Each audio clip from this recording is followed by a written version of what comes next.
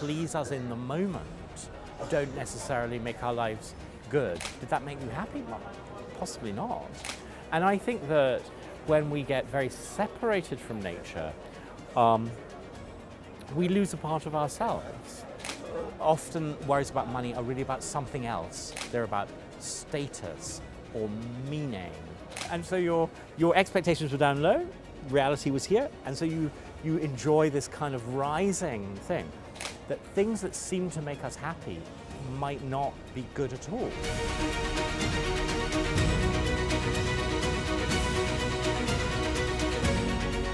Thank you very much.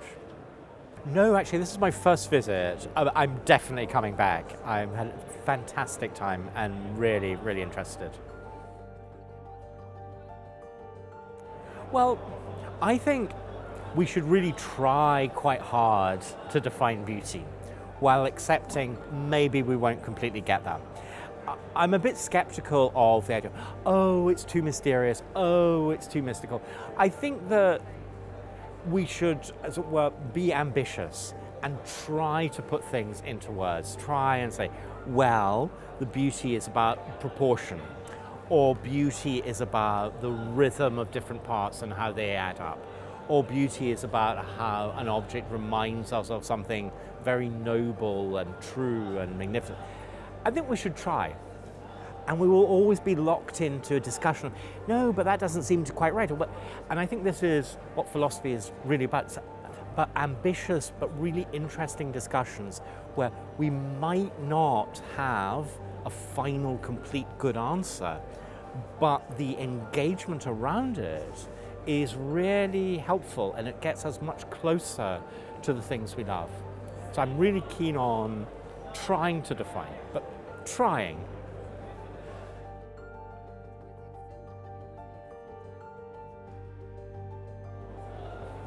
I think as a sort of general psychology, it's clear we need to interact with nature a great deal. And that, this is entirely unsurprising in that we are creatures who evolved to live, as it were, we didn't evolve to live modern lives. We didn't evolve to live in cities. Human beings have lived in big cities for only a tiny fraction of our cultural history. So it's clear that human beings thrive in the open air and in gardens, and the idea that we should spend a lot of our time in cars and in air-conditioned rooms and so on, well, we know why that happens, and it's not wicked or anything, but it's clearly, in a sense, not the normal human arrangement. And I think that when we get very separated from nature, we lose a part of ourselves and we become as it were disoriented and a bit we go a bit crazy even. I speak for myself, of course, but I feel that if I just sort of get cut off from the natural world, I slightly lose my balance, become a bit of a strange cat. Yeah.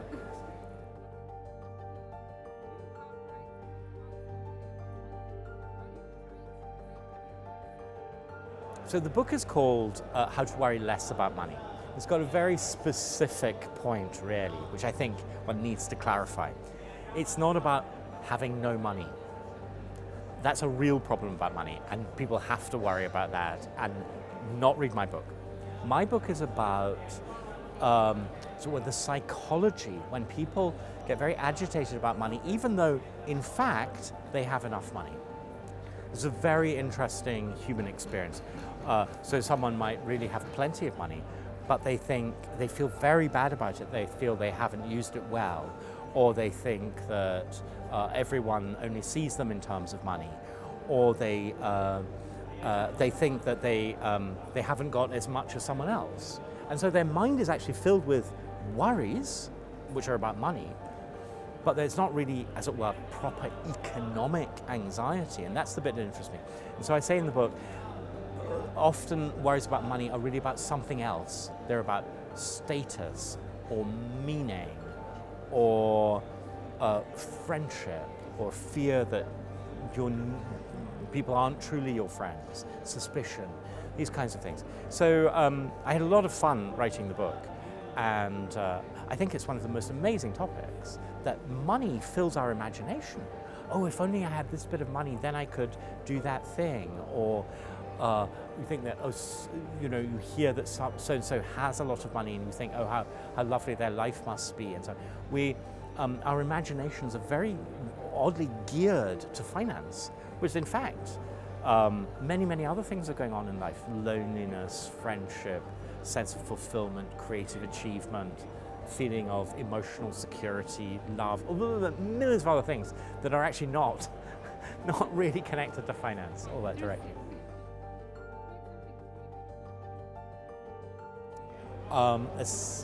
What is truly beautiful to me is such a question. Okay, I think it is objects that capture a particular psychological state, which is that they are very calm, they seem very serene, and also slightly kind of dignified. So for me, it is a kind of warmth. It's dignity that is welcoming. So you could imagine, it's like a kind of image for me of a sort of ideal father who's quite sort of, but when he sees me, he goes, oh, my darling child, my son. And for me, so it might be a piece of music that it sounds quite grand, but it's also, oh, or it might be a table that is very elegant and quite refined, but it also has a sense of, oh, it's to be used, it's nice, it's, I'm going to put something in that drawer and I like the shape and it seems very charming. So the idea of dignity and charm coming together. And I think for me that is so beautiful. And I'm not saying it's like that for other people, but for me, because that's a psychological state that's so precious to me. Because it's really about my relation to my father or my grandfather, or how I would like my son to see me, or what I think a really good friendship is like. We both sort of have our dignity, but we're really warm. There's something about that psychological state that is crucial to me. And when I see an object or a piece of music, so we're presenting it, I feel there's joyful recognition, this feeling of, yes, this is what I need, give it to me.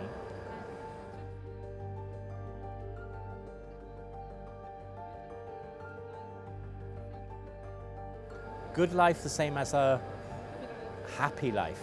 This is such a difficult, important, fascinating question. Good life, happy life, are they the same? Well, there's a big theory that says sadly, they can't be the same. And it's founded on a very interesting insight, which is that sometimes in life, we have to do a really good thing that's not at all attractive, is maybe awful, and it's not going to make us happy, but we have to do it. So imagine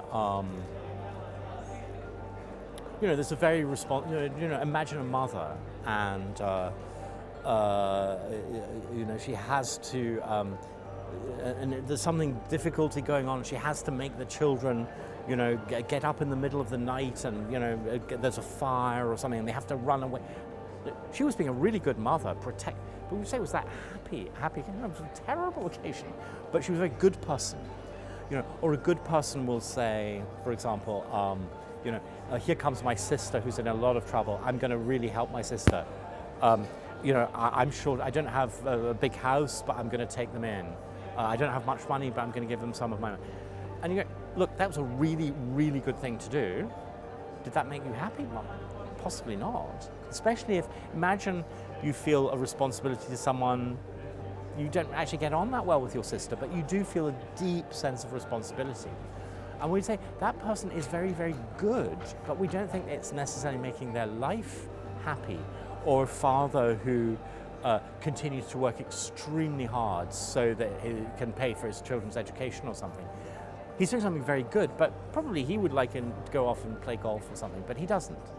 So I think goodness and happiness. But at the same time, it seems such a pity. So there's a lot of thinking that wants to say, look, the task of civilization is to try and get goodness and happiness closer together. So we don't want to put people in situations where you have to wreck your life by working so hard just to look after your children. We don't want it to be the, in order to help someone, you have to really make your own life very difficult. So the better the world becomes, the more happiness and goodness and happiness would coincide. It's a kind of vision of heaven, really, a vision of paradise. That's where just by being good ensures that you'll be happy, and everything you do that makes you happy will also be good. I mean, the other problem, if I can go on, because I love talking about this so much, the other thing is that things that seem to make us happy might not be good at all. So we think, it would make me happier if I didn't have to study hard. But actually, in the long run, your mind wouldn't develop so well. Or it would make me happier if I just ignored this problem, or if I just ate lots of ice cream, or whatever. And it seems like happiness. It's the word happiness is so complex, but the things that give human beings pleasure stand in this complex relation to what's good for us. And so this has been one of the most complex, difficult human encounters with reality, that things that sort of please us in the moment don't necessarily make our lives good. And I think that's sometimes what's at stake in the happy life, good life sort of issue. But I think that it's a constant, and I think every human finds this problem for themselves at some point.